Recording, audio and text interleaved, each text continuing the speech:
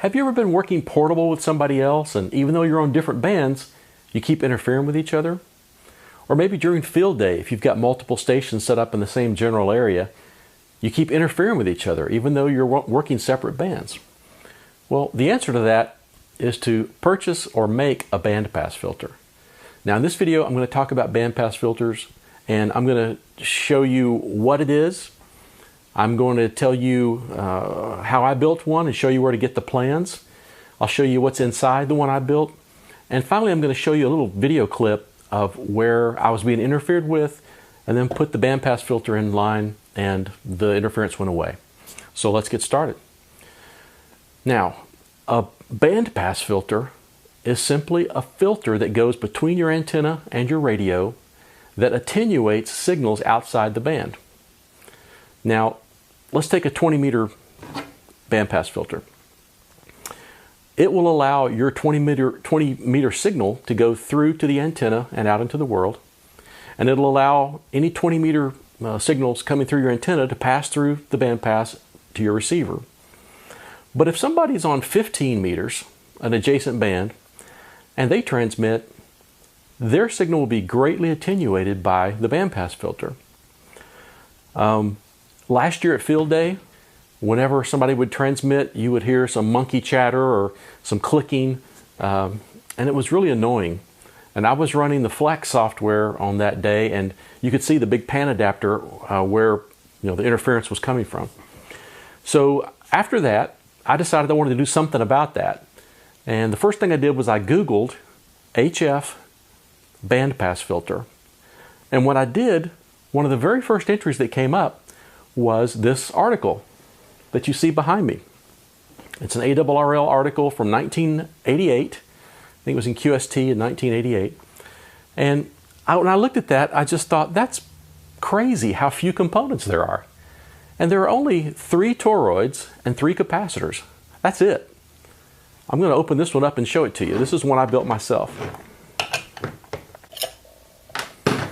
Okay, I'm going to put this on the screen so you can see it, but this is it.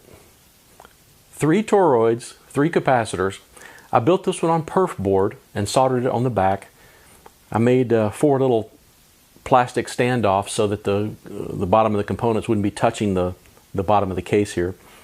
But that's it. A perf board, 3 toroids, 3 capacitors, a couple of SO239s. Now, there are commercially available ones. This one is made by Array Solutions. It's $105 to $125 depending on which band, but it works exactly the same. Matter of fact, I've had them both on the Spectrum Analyzer, and this one actually is slightly better, the one that I made. Okay, the last thing I want to show you is a little video that me and my friend Doug Miller made. For our test, we're going to interfere with this radio. Now this is an FT817 just sitting here on the table. If you look at the display, you'll see that it's set to 14.236, which is the voice portion of the 20-meter band. And there's a Elecraft T1 tuner here, and here's the bandpass filter. Notice that it's out of the circuit. There's just a barrel connector there between those 2 pieces of coax. So what we're going to do is we're going to interfere with this radio, the one that's in my car. Notice it's set to 21045, which is the CW portion of 15 meters. Doug's going to send some CW on that key while I'm listening to the other radio, and you'll hear the interference.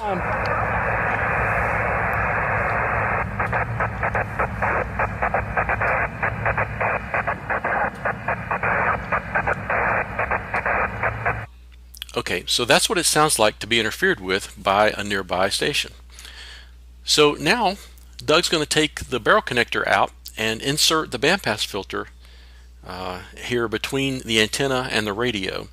Nothing else is changing. We're simply just putting in the bandpass filter. And then Doug's going to go back over to my car, and he's going to do exactly what he did a minute ago. He's going to send CW, and we're going to listen to the radio to hear it being interfered with.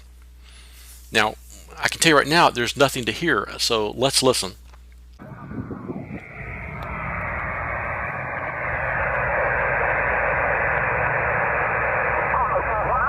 I'm not hearing anything. So I look at Doug and say, "Are you sending anything?" And he says, "Yeah."